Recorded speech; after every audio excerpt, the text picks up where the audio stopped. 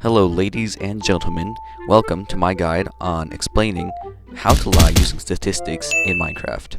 The topics I'll be going over in this video are bar graphs, correlation, does not equal causation, and painting bullseyes around arrows. I go a lot more in-depth into bar graphs because I find that it's a little more interesting to know, or at least it's more interesting to me. So, with that said, without further ado, let's get right into the video. Alright, our first example is this bar graph up here. The purpose of this bar graph is to show the number of attacks on the villagers after installing the fence. So, as you can see, this village has a fence, and this village doesn't. It makes the village look kind of nicer, so the mayor of this village, he wants to get this fence, but he needs to get the townspeople's approval first. So he makes a bar graph showing the instances of a villager being attacked after they installed the fence. Now, as you can see here, it shows month 1, 2, 3, and month 4. And as you can see, it looks like it stoops down quite a bit. It has 4 here, 3 blocks here, 2 blocks here, and 1 block here. So you could say it decreased the attacks by 75%. And so he shows this to their village, and obviously they're like, yeah, this looks pretty effective. 75% decrease would be ideal, right? So this is what he shows his people to try and convince him. But if we go ahead and strip this away, and you can see the full picture. Down here we have months 1, 2, 3, and 4.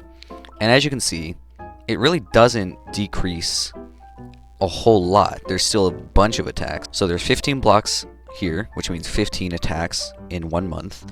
And then here there's 12 blocks. So 12 blocks or 12 attacks in 1 month. So if we do the math, we have about a 20% decrease, which seems a lot less favorable than 75%.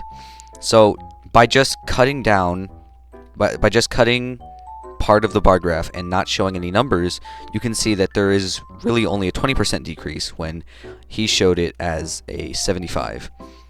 And seeing as this will take money and their tax money to build the fence, he needs to make it look appealing so that they want to build the fence. So one way this could be used in a real-world situation is if someone were to, say, use a bar graph for a study on an oat's effect on cholesterol levels. So on screen right now I'm putting up bar graphs. All of these bar graphs actually came from the book Scammed by Statistics by Edward Zaccaro. I'm not sure if I said that correctly, but I would recommend checking it out. It's a pretty good book. So as you can see, it has the first bar graph looks about the same as the first one I showed, where it goes down by about 75%. And then the next one shows that it's actually only around 4% of the cholesterol going down. And then the last one shows that there's actually really not much of a drop at all. So that's just one way to show it in a real life situation. Another way they could make this bar graph seem more appealing, even if it is only just a 20% decrease or 3 less attacks, they could try and use emotions by saying something like, why don't you put 20% less effort into school, or eat 20% less food, you know? Or they could say something like, those 3 people could be your mom, dad, and sister, or your grandma, grandpa, and uncle, or something like that. They can try using emotions to make it seem more appealing than just logic, when logically, if you aren't in any danger in the first place, it's probably not going to be anyone of you or your family, if you understand what I mean. So if you're going to take anything away from this section of the video, let it be that you always need to inspect bar graphs to a point where you're sure that you can trust it. For example, maybe this, I could have made this like like a decade, 2 decades, 3 decades, and so on and so forth, and just not gone down there, or you wouldn't see it because you wouldn't look at it. And so you would think, oh, well, obviously it's declining, but it would be over a course of 4 years. I didn't even add numbers here, so you wouldn't be able to know the exact rate at which it's declining either. So obviously I made it obvious that 1 block is 1 attack.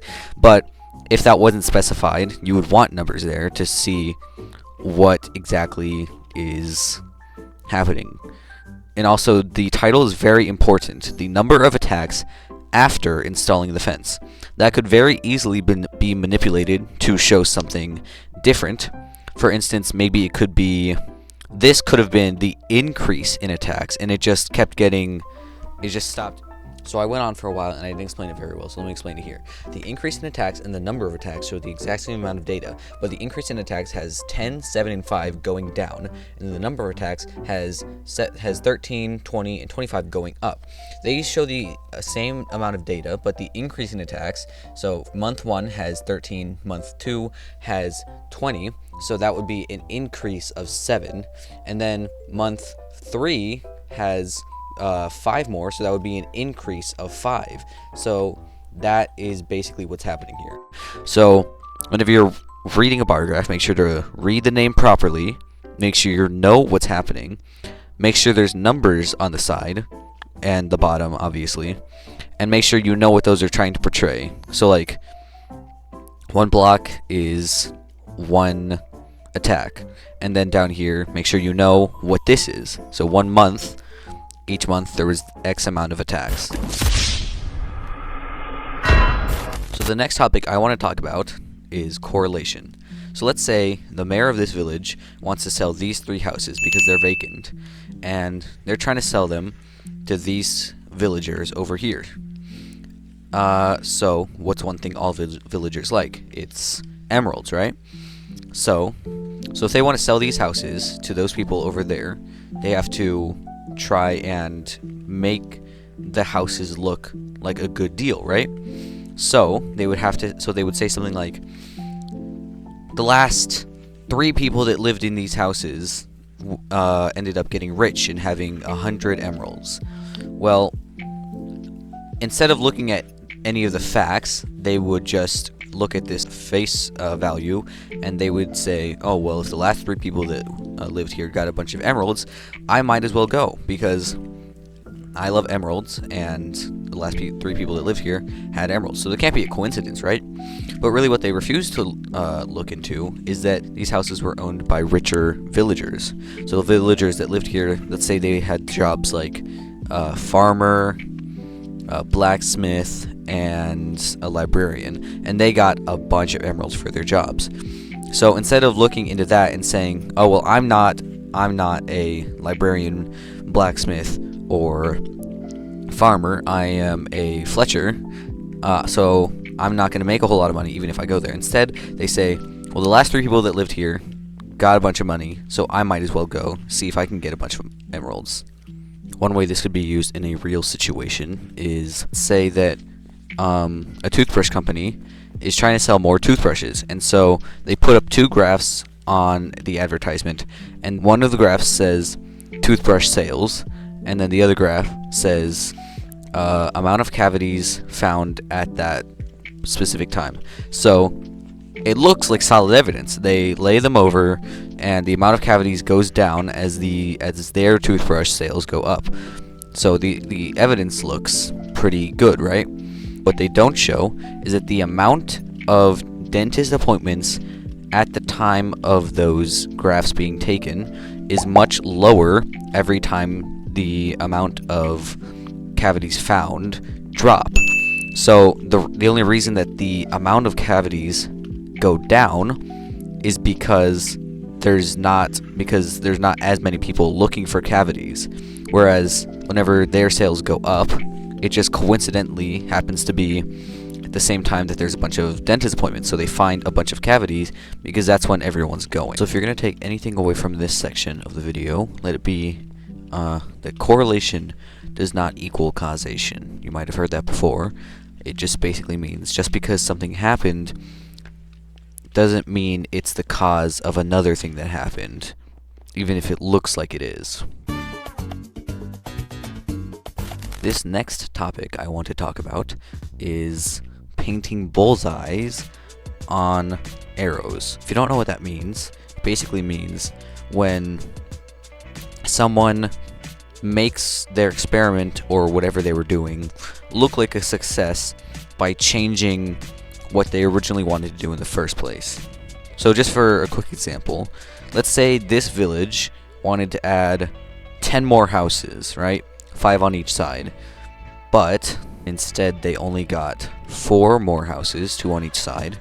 They could say that we successfully increased the amount of people living in our village. So that's just a small look at it. Instead of saying, oh, we failed at getting 10 more houses, they would say we succeeded at increasing our population. That's all I'll be going over today. I hope you all have a great rest of your day or night, depending on when you're watching this. If you have any questions, please ask me down in the comments, because I will be able to give a more in-depth explanation there. And with that said, that's about all I have to say for this video. Goodbye.